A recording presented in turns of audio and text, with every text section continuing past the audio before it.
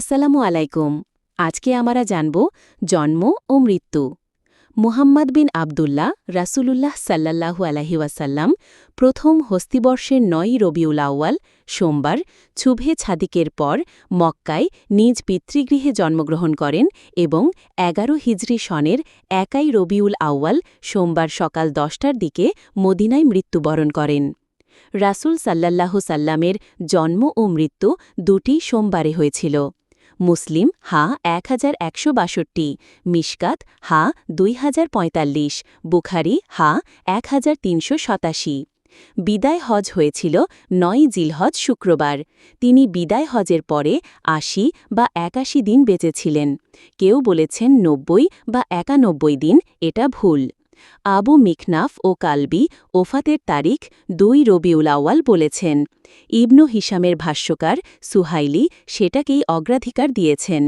ইবনু হাজার বলেন, ফাল মোতামাদু মা কলা আবু মিখনাফিন ওয়াকা আন্না সাবাবা গলাতি গাইলিহি আন্নাহুম কালু মাতা ফি সানি শাহরি রবিউল আউয়াল ফাতাগাইয়ারাত ফাসরত সানিয়াতা আশারা ওয়াস্তামাররাল ওয়াহমু বিযালিকা ইয়াতবাউ বাযুহুম বাযান মিন গায়রি তাআম্মুলিন।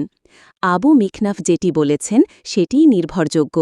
অন্যদের ভুলের কারণ সম্ভবত এটাই যে তারা বলেছিলেন রাসূল সাল্লাল্লাহ ২ রবিউল আউয়াল মৃত্যুবরণ করেছেন, কিন্তু পরে সেটি পরিবর্তিত হয়ে ১২ রবিউল আউয়াল হয়ে গেছে। পরবর্তীতে লোকেরা কোনরূপ চিন্তাভাবনা না করেই উক্ত ভুলের অনুসরণ করে গেছেন। অর্থাৎ সানি শাহরে রবিউল আউয়াল পরে সানি আশারা হয়ে গেছে।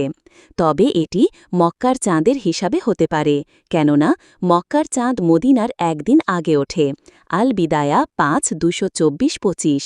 অতএব মদিনার হিসাবে ১ রবিউল আউয়াল ওফাতের দিন হবে। আল্লাহ সর্বাধিক অবগত। সুলাইমান মানসুরপুরীর হিসাব মতে সৌরবর্ষ হিসাবে রাসূল সাল্লাল্লাহু জন্ম ৫৭১ খ্রিস্টাব্দের ২২ এপ্রিল সোমবার এবং মৃত্যু ৬৩২ খ্রিস্টাব্দের ৬ জুন সোমবার।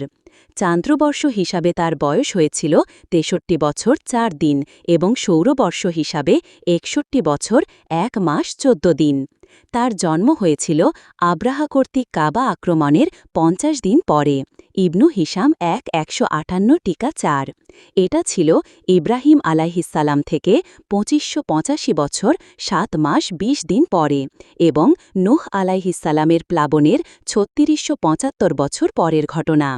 রাসূল সাল্লাল্লাহ দুনিয়াতে বেঁচেছিলেন মোট ২২,৩৩০ দিন ৬ ঘণ্টা। তন্মধ্যে তার